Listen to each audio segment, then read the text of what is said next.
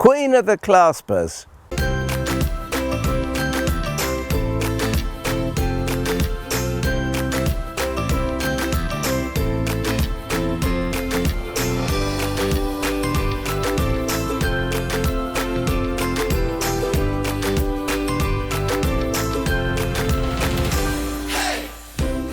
Hello, I'm Alan Gray and welcome to Get Gardening. Today we're going to be doing clematis cuttings.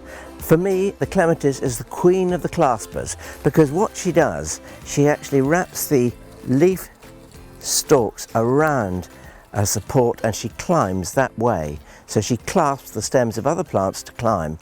So what we're going to do is we're going to take some of these long wandering shoots and I'm going to pull this down. It's climbing through a rose that you can see behind me, which is always a good marriage. Clematis and roses go very well together.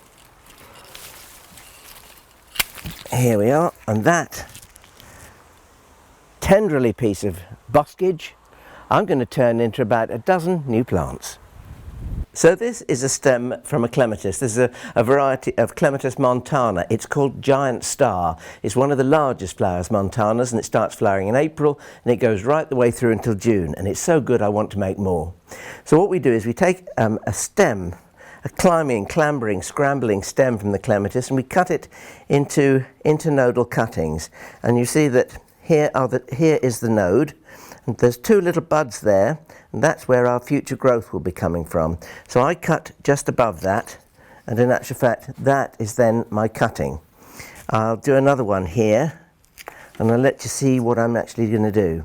So there we have the cutting, two little buds there. I'm going to completely remove the leaf on one side without damaging the little bud there at all.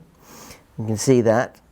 And I'm going to take this leaf here and I'm going to remove the central portion of that leaf, and I'm going to fold over the other two, and I'm just going to make a little snip there like that, and that reduces the leaf surface, so it reduces the transpiration, the amount of water that comes through the plant. Now I'm just going to shorten that a little bit like that, and there we have the clematis cutting ready to use. Compost for cuttings, it needs to be a simple compost. Doesn't need a lot of food in it, but basic seed and cutting compost is absolutely fine. And I've got some of that here in a bucket. So let's put some of that into the potting tray here. But I want to add a couple of extra ingredients.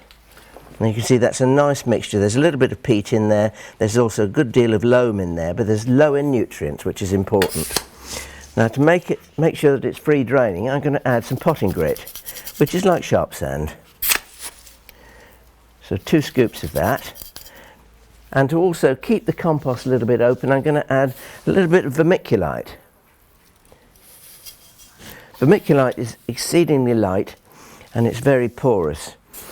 And without wishing to make it sound too contradictory, it can actually increase the moisture holding of the compost, but it also stops it from overloading with moisture as well.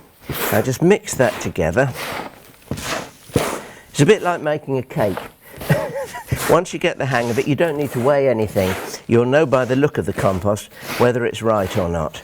And to me, that looks about right.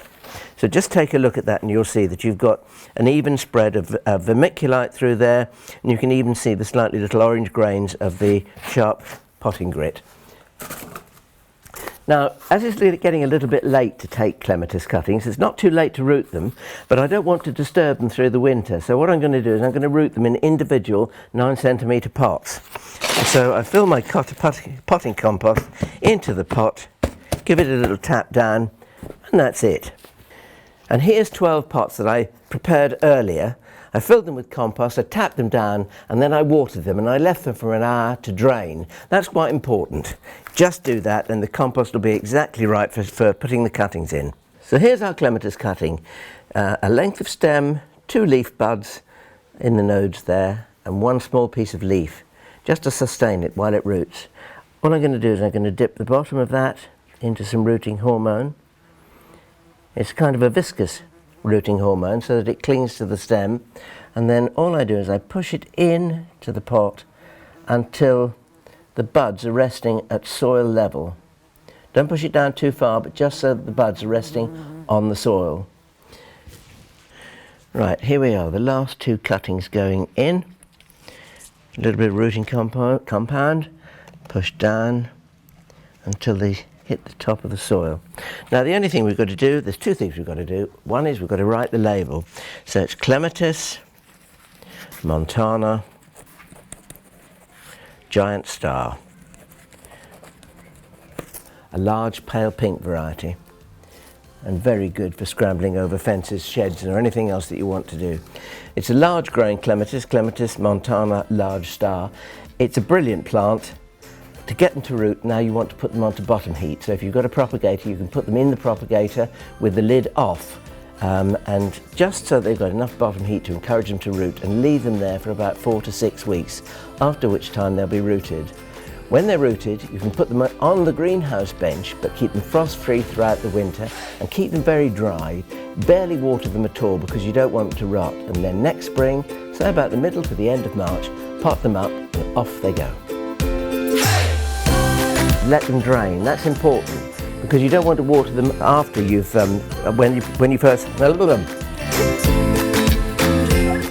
Just get clasped by the clematis.